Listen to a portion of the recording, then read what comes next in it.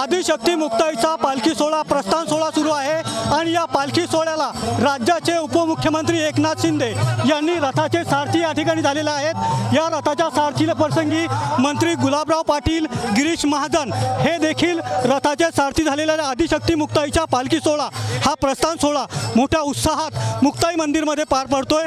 या प्रस्थान सोहळ्याप्रसंगी राज्याचे उपमुख्यमंत्री हे दाखल झालेले आहेत। त्यांचं या ठिकाणी आदिशक्ती मुक्ताईचं दर्शन घेत त्यांनी पालखी सोहळ्याचं देखील पूजन केलेलं आहे आणि या सोहळ्याला अत्यंत महत्त्व मानलं जात आहे।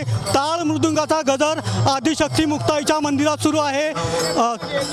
विठ्ठल नामाचा जयघोष सह वारकरी संप्रदाय नव्या मुक्ताई मंदिरात दाखल झालेले आहेत आणि या प्रसंगी राज्याचे उपमुख्यमंत्री एकनाथ शिंदे, मंत्री गुलाबराव पाटील, गिरीश महाजन हे थेट रथाचे सारथी झालेले आहेत। आपण पाहू शकता कशा प्रकारे रथाचे सारथी होत हा मान त्यांनी या ठिकाणी मिळवलेला आहे आणि कशा प्रकारे हा रथ उत्सव सोहळा मुक्ताई नगरमध्ये पार पडतोय।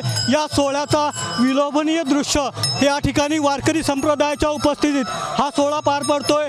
टाळ मृदुंगाचा गजर आज सकाळपासून मुक्ताई मंदिरात सुरू आहे। प्रस्थान सोहळ्याला राज्यातील वारकरी संप्रदाय मोठ्या संख्येने दाखल झालेला आहेत। विठ्ठल नामाच्या जयघोषात आषाढी वारीची पालखी पंढरपूरकडे या ठिकाणी प्रस्थान झालेली आहे। 600 किलोमीटरचा हा प्रवास आहे। रवी गोरे, TV9 मराठी, मुक्ताईनगर, जळगाव।